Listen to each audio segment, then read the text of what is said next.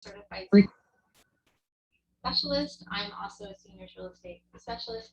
So in chatting with her, she just was encouraging to me that, you know, it would be a great idea to get a networking group going here in Stanislaus County. I believe there was already another one, or maybe there is another one. And we're going to chat a little bit more about the vision for 2022 at the end of the meeting. But we founded the OACS group, the Older Adult Collaborative of Stanislaus County. And we're just so excited to try to continue to grow the group, and hopefully being able to be in person will allow us to do that. So you are a gal with a great. Always needed something. My name is Christina. I am the marketer for Treatable Hospice and palliative care. Go out to the community, find people, try to network, you know, try to make sure that we're giving them education, resources, and they know that we're here to help them. Awesome. Welcome. Thank you. Brenda Macias, VP of Marketing for Noble Hospice and Palliative Care. Hi, I'm Cheryl Schrock, and She's not here. I'm not here. I am the Alzheimer's Association of the Walk and Alzheimer's, and along with Joyce, it's like this is one of my favorite groups in San Joaquin County. This is the OACS Older Adult Collaborative. It's a supportive, amazing, wonderful group who many times has over 60 plus people on the team. So we, you know, our hope is to bring that same vision and support and no politics and all helpful to Stanislaus County. And I know that's possible. And after we get through all of this that we're going through, you know, hopefully by, you know, the beginning of next year, I have no doubt in my mind this group will be robust and amazing and so helpful. Because we're all in dealing with seniors. We want the best for them. And we all know, even it may not help us on the short term, in the long term, it'll come back in some way, somehow. So that's the way I prefer to do business. And I like being around like-minded people, and we're hoping to do amazing things with Stanislaus County, because Stanislaus can stand up to San Joaquin. Absolutely. Okay. Go team. Okay. I'm going to plug in Alzheimer's on September 18th. We are in person. We're following CDC guidelines. We're going to be spaced. We're going to be disinfected. People are excited and want to be there, and I'm so proud of the people that will be there, informing the folks that will be there, because those are the people who are in the fight right now. And you guys are the opportunity and the organizations that can help them through their battle. And me, I'm all about relationships, and that's why it's important to be out there face to face, because they get to know you, they trust you, and as things continue down this road of Alzheimer's and dementia, hopefully you will be able to help them do what they need to do. So there's still time for a team to sign up. If anybody wants a table, I have the flyers here. If anybody's not doing anything on Sunday, we have the Cheers for Charity at Stewart and Jasper, where we're going to have amazing hors d'oeuvres from Mocha Magic and a couple other places. We're going to have music, and we're going to have 2 flights to choose from. We just want to have some fun and relax and be supportive, and all the money goes to the Modesto Walk this year. And that's about it. And I have some of the first posters that we're just getting ready to do our separate print. So our new sponsors are on that second poster print, and we're very excited. Wonderful. Thank you. Awesome. Thank you, Cheryl. My name is BJ. I'm a nurse case manager at Noble. I help execute the vision of these 2 wonderful ladies, and I work with Sarby and Dr. Auen. So we try to expand from the Bay Area, from Sacramento down to Fresno, help our patients, home health, hospice, palliative, and the geriatrics and the senior community being a lot of the individuals that we help. It's very, very proud to be helping with OACS. So, I'm sorry, can I interrupt? Yeah, go right ahead. So does this office work from Bay Area? We have an office in Fresno. We have an office in Sacramento. Okay. Sacramento's not up and running yet. Fresno a little bit. Bay Area full force, but that's still full force. Okay. So we opened up those 2 facilities during the pandemic last year. And do you guys do San Joaquin as well? Yes. So we go up to the foothills. We do Mariposa. We're doing those counties that nobody else wants to touch. Yeah. The foothills Poor are guy. really- I go, poor guy. I mean, that's why we're all here, right? There's people that need to be helped throughout. So we want to expand our reach. For me in particular, that's really good to know because we're getting a lot from Mariposa and Sonora and the foothills. Yeah, we Yeah. got that. Yeah, Yeah. so, and a lot of folks don't. Yeah, Like- foothills are tough, so. Yeah. I think we kind of took a turn. Oh, sorry. So what happens when you interrupt, right? I'm Cindy, I'm with Visiting Angels. Our office is in Stockton, but we serve, well, Visiting Angels is all over. Our owners have Bay Area and Marin, but the Central Valley office, we serve San Joaquin and Stanislaus. We're not as in depth in Stanislaus as we would like to be. And then with the labor shortage, you know, as a marketer, you wear every hat. So some people would say they haven't seen me as much recently because I've been in the office. Anytime someone's on vacation or whatever, it's like, dang it. Which is fine, except not when I'm like there for, 3 weeks in a row. I'm like, dang it. But we do serve San Joaquin and we do cover Modesto area, and we do have, we have some clients out in Turlock and Oakdale and stuff, but we want to expand. We gotta get some more people hired. I'm assuming we all are facing that hiring. We all I are. think it'll be better as soon as unemployment runs down. Yeah, next month. that's what we're hoping. So are we. I mean, Yeah, but so, and we do in-home care, so, and like Cheryl was saying, especially with the labor shortage, even companies that we would refer to as our competitors before, we're now just referring to as colleagues, because it's heartbreaking when we get a call from someone and we can't help them.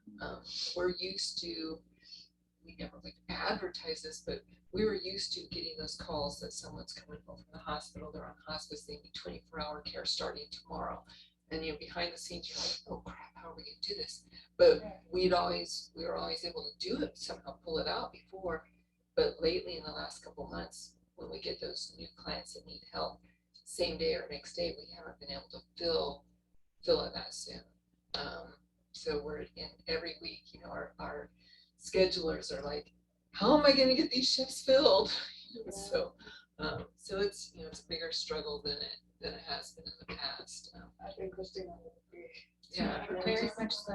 yeah, and it just, it hurts your heart when it's like, you don't want to be the one that says we can't do this, when it's not just inconvenient, but they can't do it on their own. They need someone, and you're like, have anyone today. So hopefully It'll September happen. 4th, some people will start coming back to work, and We've already had a few applicants come to us, we gotta start looking for work, it's gonna end, I've been on unemployment for a year, so we're ready. We're like, oh, well, were you a few months ago when we really needed you? So we do in-home care. We're here, we work with everyone, so. Christina, a good person to pair up with. And we do go to Stockholm. I just want to make a comment too. I worked with Debbie Choate and Cindy for years in San Joaquin County, and I would put my mother in their care in a heartbeat.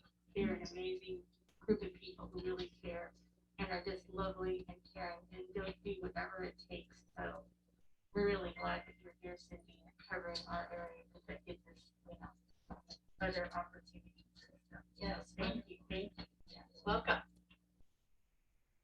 I'm sorry, so again, we already kind of introduced us. Really.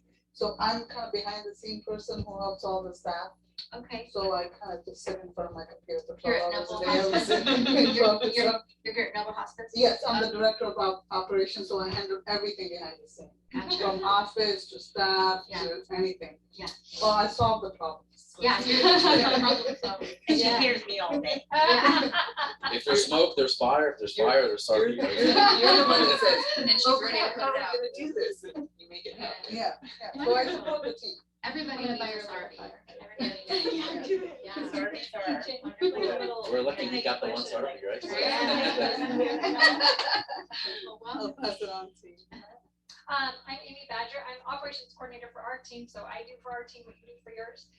Just helping in that regard of all kinds of things behind the scenes with team building, with marketing, with helping new people onboarding, and loving the opportunity to help people, especially right now. Housing is a huge thing. Trying to help people as they're changing, upsizing, downsizing, trying to find the right thing for them. So really enjoying and appreciating the opportunity and being able to specialize in seeing more of the needs of our seniors in that area with this group. So really grateful to be here with you guys today. Dr. Auen? Oh, all right. So I've been here for 30 years. I have a PhD and I taught medical school. It was neurosciences and neuroanatomy, neurophysiology. And sort of the research was on concussion. And in the 80s, the government said, we don't want to do research because we don't think concussion's important. So I lost my grant and then I went to medical school.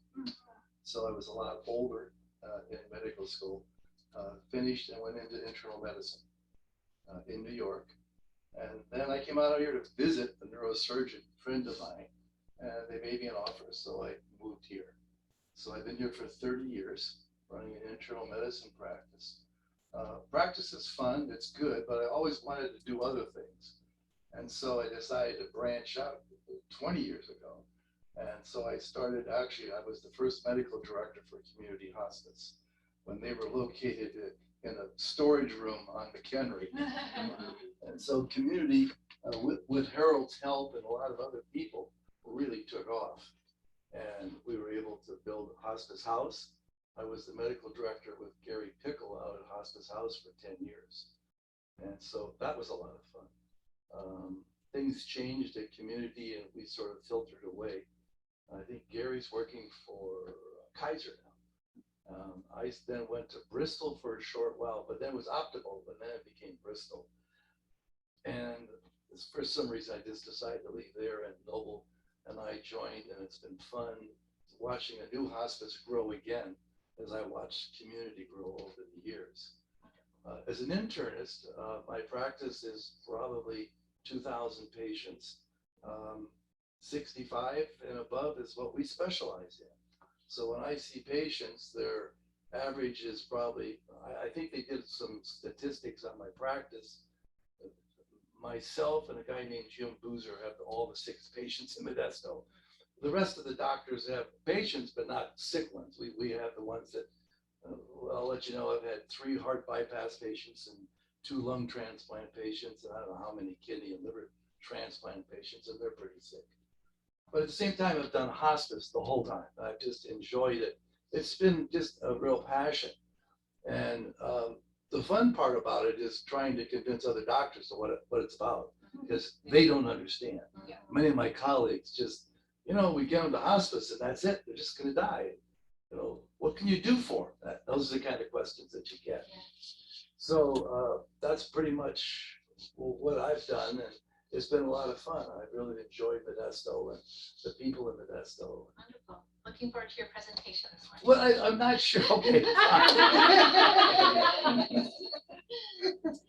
Hello, everyone. My name is Charmaine. I'm with Senior Care Alliance. We specialize in senior placement services. We are there when they are getting discharged from their hospitals, if they need in-home care, options for senior living. We also have 2 guest homes here in Modesto area, and just to allow our clients to age in place, and we also we have a couple of other great things that we're working on, but our job is to basically partner with other groups such as Noble Hospice and help our clients make decisions on what their end of life is going to look like, and make sure that it is a safe, healthy transition for them and their loved ones. And so that's what we do. Thank you. I'm Kylie Cairo. At the moment, I work for Orangeburg Manor. We are I only say that because we are switching management, and who knows what's going to happen in 30 days. But I work for a memory care facility. I started in caregiving when I was 16. I went to college at Oregon State University for human development and psychology. I started in the Bay Area about 4.5 years ago, doing business development and care management at a home care company. My passion is care management and helping people find the best care for them, doing extensive research, just not placing your family or putting your family in a position where it wouldn't be the best fit for the senior.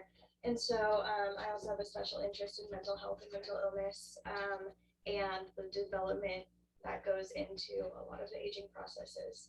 And yeah, that's me. I have a question for you too. Yeah. Because when we get the calls, it's like if we can't help them, we also try and refer them Yeah. to people that can. So I just found out that CalBRE, which at least currently is part of the same management, has respite, which I didn't know. Yeah. Does Orangeburg do respite? We do as have well? respite, yes. Okay. Yeah, we do have respite. Right now, I only have 2 beds to fill because we are on only half of the building because of renovation. We had a move out and I have 2 beds, but we do respite, Okay. long-term care, private pay only. We used to work with the PACE program. It's a really great program, but starting on the 1st of September, we're no longer working with them. So that's going to be a disadvantage to a lot of our residents and a lot of our potential residents, which is really disheartening. Yeah. So, If there's a reason why you will not be working with them? the reason why we won't be working with PACE is because personal reasons. The administrator. Yeah. So We got the earful already. So you take respite patients from hospice too? we take respite patients with Alzheimer's, dementia, and mild cognitive impairment. So yes, they can be on hospice. We do have hospice residents in our facility. How many waivers do you have? Hospice waivers. To how many people we can have in the under right hospice care? now, we don't have like a specific waiver because we only have 25 residents. So right now we have 4 residents on hospice. But I don't know what the waiver would be at the end. That's the thing with Orangeburg Banners. It's really hard to get a straight answer. You have about Yeah, 8 or they- 10. I think Yeah. it's like 5 or 8. Well, if you're working on half a building, it's probably 5 right now. But I Yeah. think it's 8 in assisted living, depending on your number of, well, how many, what's your occupancy? 65. Yeah. It's 8. I'm getting a lot of questions on adult daycare for the area. Does anybody know here about place where we can refer to adult daycare if they don't belong to a PACE program like Central Valley or will be helped? You know, I have families that are looking for adult daycare for respite for a couple times a week, and it's like, if they don't want to go to El Rio and pay that $500 up front, which we do $1,000 respite grants, by the way, the Alzheimer's Association, so, yeah, So you and I can talk later, because Noble has something that we're working on that should be closing by next week, BJ, maybe? About 2.5. 2.5 weeks. that's gonna be huge. That's gonna be huge for Modesto, huge for Modesto, Is because there- I'm already talking to the hospitals on I want kind to know of, about that too. Is there I can't really talk about it right now. We'll talk about it next We meeting. we can talk Next about it meeting. in the Next meeting. meeting. We'll address it next meeting. Yeah. But there's a need, and so, you know, I get people asking me for referrals all the time, and I just have to like, "Oh, I'm so sorry, and it's like, I don't wanna come to an 800 number that's not to do anything for them. I would be able So, to Cheryl- refer to refer. Cheryl, for what we're planning on doing and what Noble's creating in that building is gonna be open for something like this. For a hospital that can't send their patients to community hospice because they don't have the room or they're turned away. So that's where we're gonna come in. So. Next Give me a month minute. meeting. Dr. Allen's like, when are you talking to me about that? After the meeting. Yeah, Right? When we're done. Anything we can do to help our patients. I Yes. mean, when you're sitting in a room and you're looking at a 102-year-old lady who actually will be 102 this weekend, I've been invited to her birthday party, but I don't think I can make it. I can And, go you know, for it. and the family members are crying because they don't know what to do. And they need respite themselves Yeah. because they're really spending all this time with her at Yeah. 102. It's just devastating. And, you know, you sit in the room and what are you gonna do? You feel so bad. You know, and I have my staff trying to, and Charmaine's been helpful. Actually, my mother actually stays at one of her places, so that gives you an idea. But, you know, it's hard just to find a place for someone for one day. You know, here's this lady, 102, someone has to be with her, she's not, and she's in the wheelchair, where can she go for one day? so that the couple now can go do something. Yeah, and it's really hard, like, for us as market, going out and marketing and being in that space, you know, that problem solver. And, you know, I'm very grateful and thankful I work for a company that listens to what our needs are out in the community, our struggles out in the community. If I'm getting a patient from the hospital and family doesn't have Medi-Cal, they don't have Medicare, but they don't have that enough money, they don't have that income. Well, you know what, we're gonna be in that position where we can still help you. Yeah. Because it's not a corporation. Yeah. We're family ran and operated, so we can make those decisions. Well, thank you, Brenda, for you and your team for opening up your facility today. Anytime, we're open. Anytime. Looks like we're gonna meet here next month, Yes. Yes. right? Except for Tuesday mornings. We'll Yeah. send that invitation. Yes. Yes. And so we'll go ahead and turn the floor back over to you and let you share with us the services that Noble Hospice can offer and how you guys serve our community. Okay, so when I asked Brenda, I said, so what would you like me to talk about? And she said, anything. And I went, that doesn't help me. You know, I have a PhD. I lectured in medical school. I lectured nursing school. And it's very hard to narrow down topics. And so this is quite an interesting group because I really feel that you're on the key to what we really need in the future. So let me ask some questions of the group. Does anyone know how many people turn 65 every day? The world? In the United States? Like 220. No, 220, who said that? Okay. It's probably way more, but I'm not gonna say like a million. 4,000. Now, in the United States, we have what, 300 million people? How many people turn 65 every day? Maybe 100,000. 100,000. That's a lot. That's 3 million. Yeah. 3,700. I don't, there's, I know So there's. 10,000 people Oh, wow. today turn 65. Tomorrow turn 65. You can see why Medicare is swamped. They can't even turn around. Every day, 10,000 people, I'm now on Medicare. I'm now on Medicare. I'm now on Medicare. What's the fastest growing age group? So you know the age groups, 20 to 40, 40. You know, what is the fastest growing age group in the United States today? 85 and over. You can't talk. It's my specialty, Dr. I've been lecturing to BJ. It's one of my, even though he's a nurse, as I say to even all my nurses, if you are going to go into medicine, whatever you have to decide is that the most important thing is to never stop learning. The day you stop learning, you start dying, in my opinion. But anyhow, so even though he's an experienced hospice nurse, I still work on him all the time. So the fastest growing age group is 85 and above. This is absolutely amazing. We're seeing patients now just expanding their life expectancy. Yes, it's gone down during COVID, which is a little worrisome, but that's just a short interim thing. And as you know, we're on the leading edge of making multiple things happen.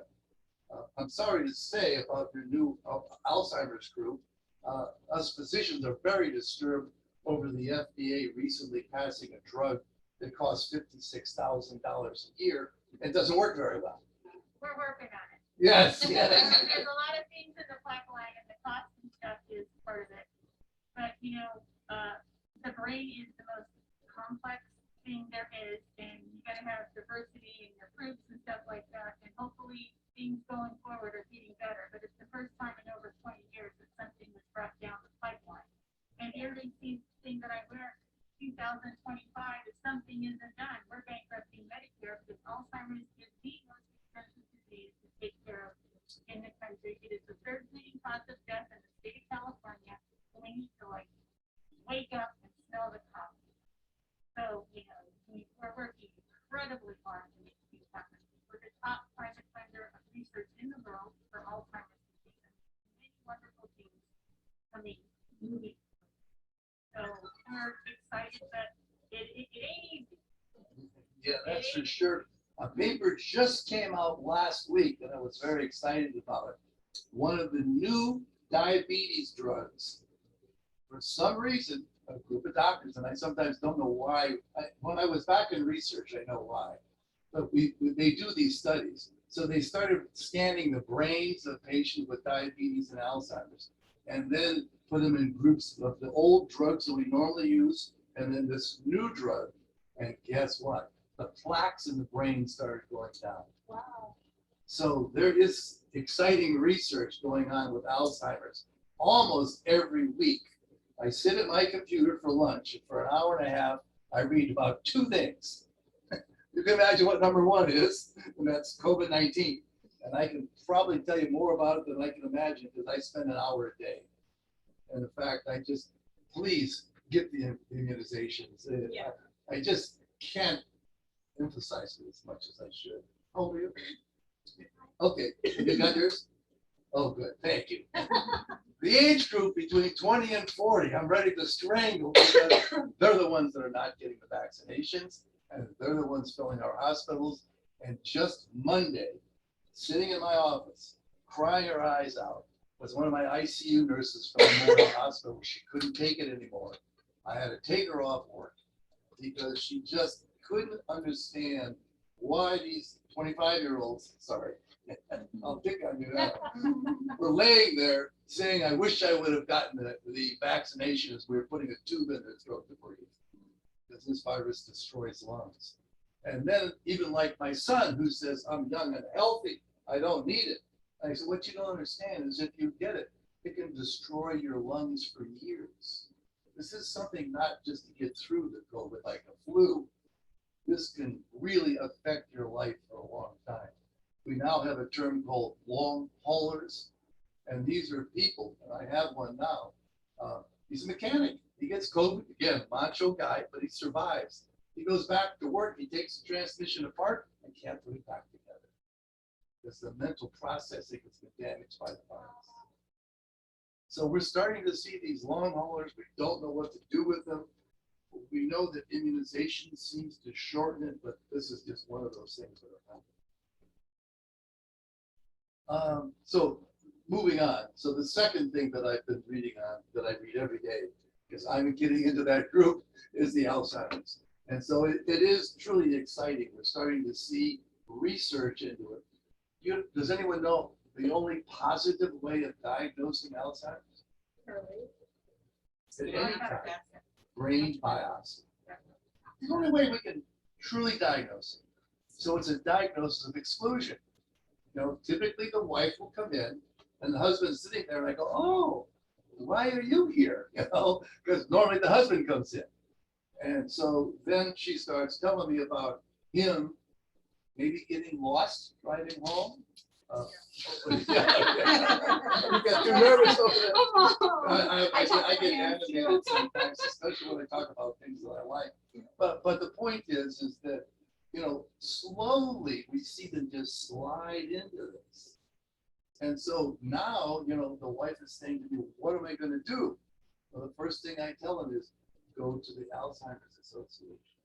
You need to start to understand what your husband is going to go through. In the old days, I would say, go get a book. My husband called me a hack. I think it was something like that. Do they still use that book at all? Okay, it's old. But it basically talks about how all of a sudden their mind changes. And then, of course, what's the name of the movie? Notebook. You got it. So that's a great movie because all of a sudden, and this happens, as I tell them, Alzheimer's disease, they go along and then they drop. And they're now at a new level. And they go along and they drop again. And of course, family panics. What do they want? They want a head CT scan, an MRI scan. We need this, we need that. No. That's the disease process. And every once in a while, you have a lifting of the disease.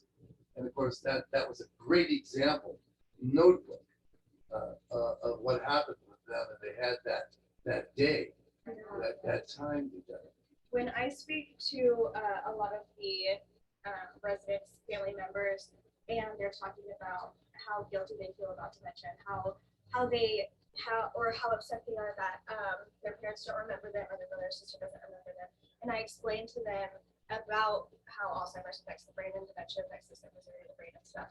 Because once you educate them about it, they understand a little more. It's not a purposeful thing that they're doing. But I also explained to them that it's like going through the 5 stages of grief while someone is living, because that person is turning into a different person, and you will be in denial, you will have anger, you will have bargaining, and then you will come to acceptance. And I even tell them you can even come to acceptance months after you place them in a home, because you still, and some people never come to acceptance, but after they get explained that kind of process, and you are going through grief, they kind of understand a little more. And I tell them too, because a lot of our residents, they don't speak or they don't really understand what's going on. You can't just sit there and bring them dinner and have dinner with them and expect them just to sit there. And I say, just go along with it, go along with their reality. Yes. And if you make them smile by doing what they want, isn't that better than you being upset that they're not doing that normal family thing that they're doing with you? Right. And so I kind of explain those processes and And be a that's little bit good. of a I'm glad you counselor. brought that up. That's really important. You know, a lot of times, and don't get me wrong, I'm using wife and husband as an Yeah. example, but typically the husband starts the problem. She's still going quite well, but he's starting to slip. Yeah. And she'll say, now, don't do that, honey. You went out and Yeah. turned the swimming pool pump on 3 times last night. What are you doing, you know? And I say, sometimes you just have to work around it. Go out and turn the breaker off. Let him get up and turn it off and on. You're not going to stop that. You Yeah. can turn the breaker on. You've got to figure out a You different way. prevent it before you intervene. Exactly, Yeah. exactly. Yeah, but you still have to watch when he puts the coffee on. Yeah. You know, things like that. And it's so hard because, again, I'm just using this as an example. Sometimes it's reversed, but in my practice, it's almost always the wife is still doing quite well, and the husband, is starting to slide. And like you say, he doesn't want to accept it. So he gets angry, he lashes out at the loved one, and I say he doesn't mean that. It's Yeah. his Alzheimer's disease that's causing him to lash out at you. Yeah. And that's And, very hard for them. They're It's, crying and they're all upset. He doesn't love me anymore. No, that's not it. yeah, I've had people sit down with their loved one and be pointing at a picture like, no, mom, it's not this day. Remember this? Don't you remember? And I'm just, it's okay not to argue with them. You don't want to upset them, and you're getting upset because they don't remember. Why don't you just live in right now, right in this reality, and not forget about it. You can be excited about what has happened in your life and stuff, but start getting ready for the change and start accepting the change. And arguing, like, it's all about redirection, validation. Sometimes we have to redirect ourselves. Yeah, Yes, exactly. yes, You walk out of the room and in 5 minutes you come back in and reintroduce yourself and they don't even remember who you are. So it's Or just they're mad taking, and you go out, come it's- back in, yeah, brand new person. because you cannot control their actions, but you can control your reaction. And validation goes a long way with people with dementia. As soon as you validate their feelings, sometimes they just calm Right. down. Oh, yes. Yeah. Yeah. And it's just playing pretend a lot of the times. They want to leave the building and I'm like, no, you have to do all the discharge paperwork before you go. You got to sign all Oh, these yeah. things. And they're just sitting there writing the word no on every paper. And I'm just like, all right. It's just a lot of reaction.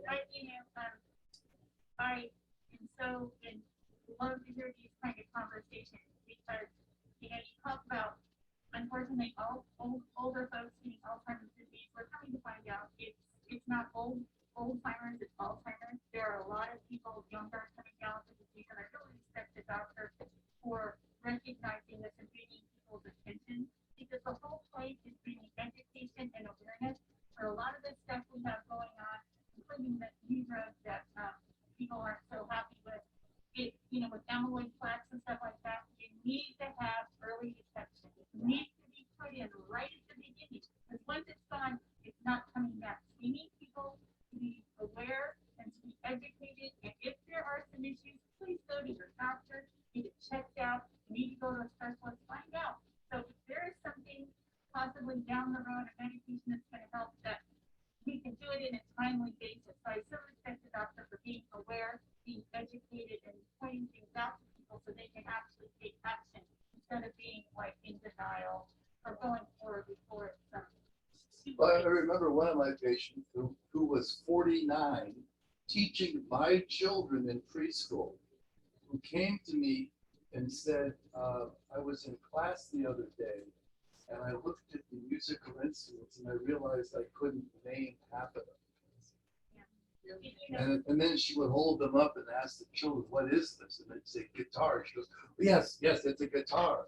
Wow. She died within 5 years. Yeah. At that early of an age, when Alzheimer's sits in, Yeah. you have less than 3 years to. Yeah. And, I will remind all of you, that we have education that is now virtual that talks about all these different things that go on, whether it's communication, whether it's the steps, know the signs. We have education that's available for all this kind of stuff, because right now we have to concentrate on the families and the caretakers, because we do the best we can with the people with the disease, but right now we're trying to take care of those who are taking care of them, and arrest it and all this other kind of stuff. We have people like that.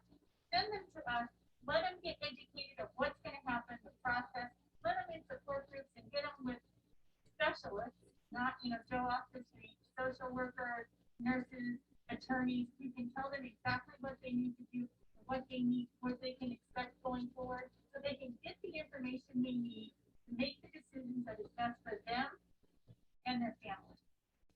So, I feel like the Alzheimer's Association, it really does have a lot to do with the patient with Alzheimer's, but it is more about the family and people around the person, because they're not going to say, oh, I think I have Alzheimer's.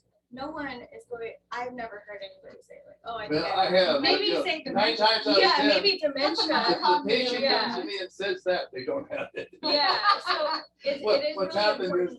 is they have a little bit of memory loss. Yeah, And we all have that. yeah, Just the other day, there's a drug I use for something called Interstitial Cystitis. yeah, It's a drug I use probably once every 2 years. And women have pain with sex and difficulty urine. It's a very unusual disease. And the drug, I'm going, I forgot it. Oh my goodness, I was panicked. And yeah, it popped into my head, Elmeron. And see, my patients will come and say, I think I've got Alzheimer's, Yeah. because, they couldn't remember something like that. It's just one of those things that happens as we age. and it Yeah. is about not even just like the children of the people, it is about the grandchildren and Oh. people younger too, because they're the ones really, I mean, no offense, but the older generation really doesn't accept like mental health issues or mental illness, and dementia and Alzheimer's look a lot like mental illness when they start, and they have a lot of the same behaviors and characteristics, and people, the younger generation notices, I notice a lot more. I observe people a lot. I really care about mental health, and I think it's really important to educate and not only bring awareness, but actively educating and actively trying to involve younger people too. How would you distinguish between Alzheimer's or dementia starting to come on versus just I forgot my kid's name, or I'm like forgetting things now and then? So as a physician, first of all, I listen to the spouse, what they have to say. Then I turn to the patient, try to see what their perspective is. Most of the time, they're denying it. No, I didn't do that. Then we do something called a mini mental status exam. So it's a pretty simple exam. It's 30 questions. My nurse administers it. Then I come in and start talking to them about it. As we age, that score goes down naturally. And I hate to say this, when the score reaches a certain level, I must notify the Department of Motor Vehicles. So that it's my responsibility as a doctor to say, hey, they hit 20 out of 30, they're 65. I don't know what you're going to do with it, but I'm reporting it. Now, of course, they turn around and say it's me, but in reality, it's DMV now that says, okay, come in and take a test, because we're worried. Is that mandatory? There's a lot of doctors that don't step up and do that. It should be It's mandatory. It's such a struggle for families when they know it's not safe for them to drive anymore, but it's.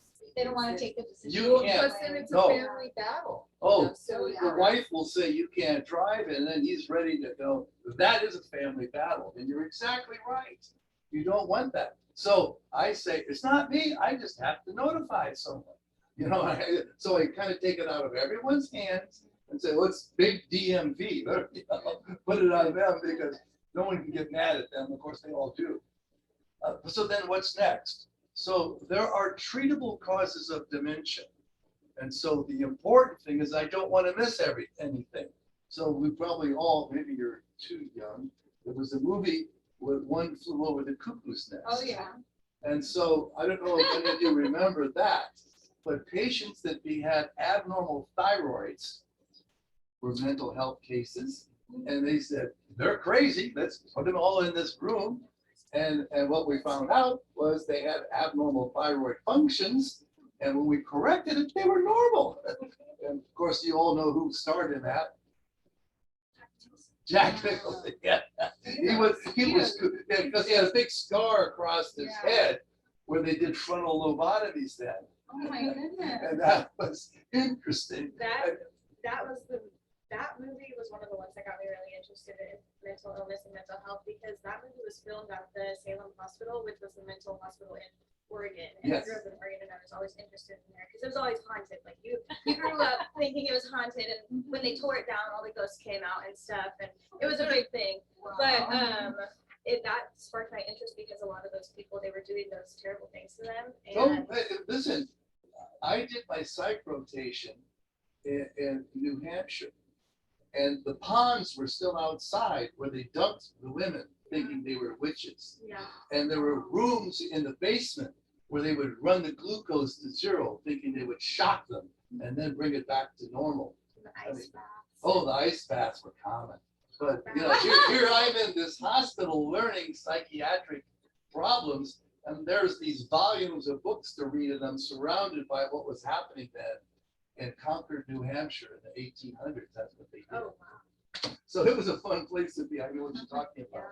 So what else can we do? So thyroid, you want to make thyroid, you want to make sure you run electrolytes, abnormalities. I have, Tenet got itself in trouble. They would get patients who would have a low sodium and they were very confused and they put them in the psych hospital. Once you corrected their sodium, they got perfectly normal. So you have to be careful. UTIs. Pardon? Like UTIs too. Oh, UTIs, yes, Yeah. they can cause a worsening of conditions. Yeah. Very much so. So you want to make sure you got to do a head scan. Why? There's a disease called normal pressure hydrocephalus. The cerebral spinal fluid keeps our brain floating. So if I get hit in the head, my brain isn't right next to the skull, which would cause trauma, but it's floating in this fluid, so it bounces around. The fluid's made inside the brain and it has to get out of the brain. Sometimes the way that they get out, the holes get clogged up, and now it's being made inside the brain that keeps on getting bigger and bigger. So it's smashing the brain from inside out. It's called normal pressure hydrocephalus. The triad is typically dementia, the urinary incontinence, and a staggering gait. You see three of those, you scan the brain, put a catheter right through the brain, run it into the stomach, and they're normal. So the important thing as a doctor is you see someone now, and like I say, we do these tests that we have, but then you've got to get the scans, you've got to get the blood test, you've got to make sure you rule out any treatable cause. And I said, what's the only way you can diagnose Alzheimer's? The brain biopsy, we don't do those. But still, when I'm done, I'm saying, okay, pre-senile dementia, or Alzheimer's type dementia. Often the scans will show me multiple infarcts. So these people are having brain infarcts, small, micro. When you throw up the MRI scan, it looks like Swiss cheese. You know, families go, well, what's going on? I said, that's the problem with your mom and dad. It's a multi-infarct dementia. They just keep having stroke after stroke. So as a doctor, what you do is you say, okay, this is kind of the diagnosis, but now I need to iron it out. Make sure there's nothing I can treat that patient for. And then if there is, make sure I treat it, because when I make that diagnosis, you know, it's putting the hammer in the coffin, they might say, because as you say, as she said, it's really hard to reverse that. I have some people that stay kind of floating along in a, what I would call semi-demented state. And they do pretty good. Not many, but they're there. But first of all, get the diagnosis firm. So once you have that, then you can move on. So, do you think mental illness has a factor in developing dementia and Alzheimer's? Because a lot of the residents that I see and all the 602s, they have a history of untreated mental illness, or the families always thought they had some mental illness and it was always left untreated, so their episodes just got worse. It's always the horse come before the cart. Yeah. Many times. I've treated fibromyalgia for years. Almost all fibromyalgia patients, 80% are women, and about 80% are depressed. Yeah. You would be depressed if you had pain in every joint every day. And so, what came first? So I know what you're talking about. I'm not so sure there's a clear correlation. Yeah. I think there might be some underlying, we probably all have some underlying psychiatric problems. I swear every doctor is OCD because we didn't get there without, and that's actually a detriment to our profession. Yeah. Because we really revolt, we don't do things right. People often talk about you can herd cats more than you can get doctors together. Yeah. And that's probably true because we're just so damn independent. We don't like to be told what to do, although we will go get our immunizations. I'll tell you that much. We believe in science, so most of us. There's a few actually, there in some states already, they're talking about blocking the credentials of some of these doctors. Wow. Yes, I think they should too. It's unacceptable. I think a lot of doctors take advantage of Their position. people. They take advantage of their position. They take advantage of certain illnesses like Alzheimer's and dementia. $56,000 medication. It doesn't work. Mental health medications are so expensive. Yes. There's certain medications that your insurance just won't even let you get because they're so expensive, even though your doctor says you need them. I just think it's quite ridiculous. A lot of doctors need to So back to the question though, I really can't tell you. Yeah. I do Because think we all have some underlying. They're finding links. Let me just say, we wouldn't be in healthcare if we didn't have some mental illness. Think about this, I know. when that nurse comes to me and looks down and says, I'm looking at this guy, he didn't get the immunization because he thought he didn't need it. His whole wife and family and everyone else does. And I'm still gonna take care of them to the best of my ability, because that's what I do as a nurse. But I can't take it anymore. And she starts crying right there. I mean, it's like, okay, you need to stop for a while. Yeah. And we all need that. I used to say when I was in hospice at Community and I had lots of nurses and things, every once in a while you need to take a week off. Yeah. Because you're dealing with dead and dying people all the time. Yeah. And it's difficult. Yeah, if you want. But back to, sorry to get sidetracked. Like I say, I didn't have a topic. I was going to talk a little bit about hospice. Obviously, Noble has been new to the territory here, and I just enjoyed it. It's been a lot of fun. Again, I'm going back to teaching, and I always love to teach. I think one of my best in the history of teaching, two areas are outstanding. I used to teach anatomy to surgeons. That was really fun at Wisconsin. And then the best thing was nurses. They would suck up things like sponges, right? They wanted to learn. Med students would say, okay, what do I need to know to pass this? Well, that was the end of that. Yeah. So they were no fun teaching. Yeah. But the nurses and so forth were. So Yeah. hospice has done a great job here. But it's interesting. Palliative care is coming on. Why do you think palliative care is coming on? It's quite simple. What's the average length of stay of a patient in hospice? 77 days. Where? She just gave us I'm like just giving you a number. Skilled nursing, 21 days. 10. That's crazy. The definition of hospice is a life expectancy of less than 6 months. And you Now- can't even get them approved. Don't get me wrong. We are changing radically. Not long ago, I would look a woman in the face and say, I'm sorry, you have stage 4 metastatic breast cancer, and you will, what would you like to do? I changed my philosophy after I read a book. What was the name of the book? Being mortal. By who? Atul Gawande. Good. If you ever want to learn about hospice and taking care of the elderly, Dr. Agwande, Atul Gawande wrote a book called Be Mortal. excellent. I recommend it to anyone. It's the most unbelievable book I ever read. And it talks about some of the things like putting cats and dogs back in nursing homes and extending the life 6 months on average. This guy did it in New York. He had to fight the entire New York State legislature to bring dogs and cats back in. And he still remembers an old guy, 90 years old, saying, okay, I'm finished with breakfast. I got to go up and feed my parrot now. I mean, it's a great book. I forgot I got sidetracked on this. Oh, that's educating us. We need to read these. Yeah, books. this to This is me, wonderful. I demand all my hospice nurses read the book, Yeah. and it completely changed the way I approached the people. The day after I finished the book, I walked into a lady who was just diagnosed with pancreatic cancer. Normally, I would have said, okay, we got a bad diagnosis here. You got less than 6 months. What do you think? Wrong thing. I don't like to do that anymore. I walk in and ask them if they had any questions about their diagnosis. They all go look it up on the internet. Yeah. She knows she has less than 6 months. I'm not going to tell her anything new, right? Yeah.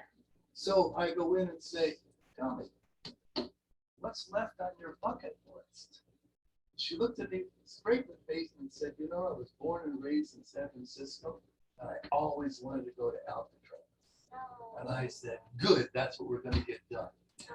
So somehow or other, I can't remember how we did it, but we got her to go to Alcatraz and she died.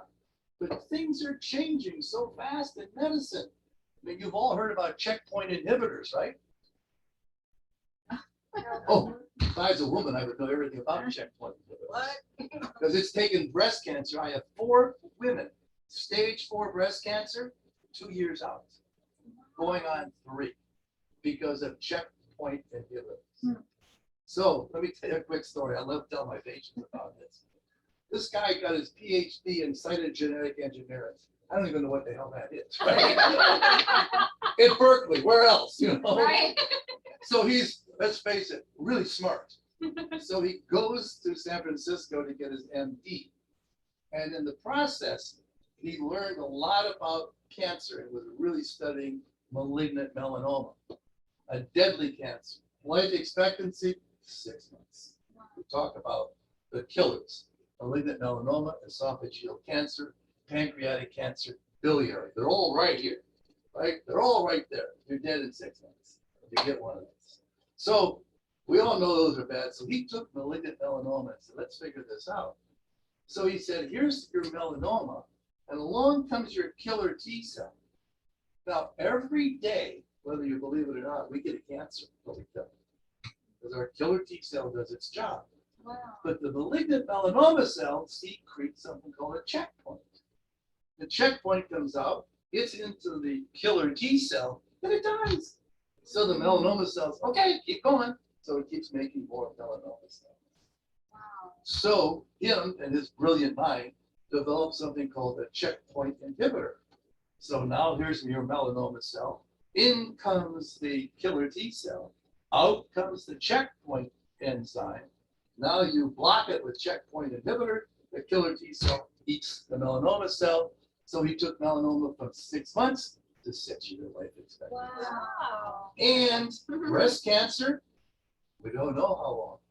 I've got women that should have died 2 years ago. Wow. And they're still doing well. Once a month checkpoint inhibitor, once a month immunotherapy, which is just amazing. It's fun. It's really exciting. I keep telling everyone, medicine keeps you young and keeps you really going. The more you learn, the more fun you have. That's exciting. That's very exciting. Oh, yes. Thank you. I haven't hit your brain in a year. Usually I have to take his brain every. All right, well, we're at time. so Sorry. we're gonna- No, you're fine. No, I have a feeling you could go and go and go. Yeah. Not because you've enjoyed talking so much, but because of your wealth of expertise Thank and you. information and knowledge. So thank you so much. I really enjoyed kind of the roundtable discussion that we had today. Thought that was phenomenal. So we have a meeting set up for next month. It looks like we'll be on Thursday, September 3rd. And again, we'll meet here and our speaker will be Not the third, it's the third Thursday. September 23rd. Did I say third? You said third. I'm Yeah, I was sorry. like, September 23rd. September 23rd again, another Thursday. and will be being presented OB for seniors. Uh-huh. Yes, about a new interactive technology that can be used to help open up social experiences for intermixed generations. What is that about? So it's like a. I'm like, that was a tongue twister. Yeah, it's a new technology where it's a hands-on type of thing. They often will have like a projector over a table, and it will project and it will allow people to interact with the projection, so that like grandkids can come and visit their grandparents, like if it's living or somewhere, and they can have games and things that they do that allow them both to be able to engage with it. So the person's not actually there? No, the people are physically there. It's just kind of like it's an interactive experience for the people to do things together. while they're there. It's helping a lot of people to kind of like when you go and you visit grandma or grandpa, you're like, what do we talk about? What do we do? They don't just sit there on their phones kind of thing. It's a way to break that and to help them to have it, or be more engaging just with the seniors there at the facility so that they have a way to interact. They're like, What's wrong?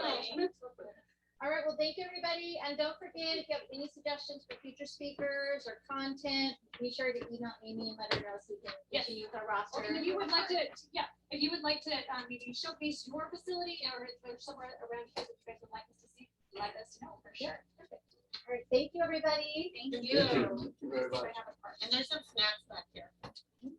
Oh, good. Can we see more report on you? I might, all the cards I have are You get, in my I car. know Sorry. that at 2:00 Are you over there, in but Fritz you have to stop by 1:50. Yeah, that's what Timothy was saying, that Oh, you're then- on, we almost purchased the house over there. Lorenzo On your, exactly on your block. Yeah. Before you Yeah. go there. Well, we're around the corner. Oh, Go. Oh, we're not on Doe. No, We were it's like going we're on, changing that right Mold. now. We're Mold, going yeah, down they're my right car. there. So you're around. Oh, I know, I was like, oh, So that's go it's okay. Up I'll north, text one. I want to BJ the left here on go. because Okay. some of The my first bosses- right. Yeah. Goes, Riverfront Yeah. Circle. Oh, wow. Gorgeous over there, Do you yeah, think oh my it's gosh, how is she doing? After What was still- your name again? Boy. Sorry. We're gonna Yeah, we're gonna have to get together for dinner, we should do like So I'm gonna a, have to go- I always wanna call it Surla's, but. Thank you. I'm gonna have a place, right? Yeah. So he, Very nice. he was telling me you were there. He's finally in Ripon now. Modesto. Yeah, I moved in like that. So I moved everything over. So you don't have to go settle home. No, gave it up. I said, enough is enough. So, because I hadn't lived in the house in here. Right, you were always there, always. Have you been, traveling still? We were in Idaho. Yeah. And she took a trip to Gothenburg, Nebraska, to Tennessee, and then came back. We bought a mini Winnie, a fishing boat, and an ATV. So- Oh, you guys are ready, retiring in a whole thing. No, Don't scare no. me. You know, I love what I You do. know. Yeah, oh yeah, it really does. Yeah. And then I'll It even- moves out. I know. I'm gonna have to cancel my Education, class, but I'll do my learning, one and a two. Quest, it keeps you along, keeps your mind, everything's important. Good. Well, it's so good to see you. I haven't seen you in so long. I was actually gonna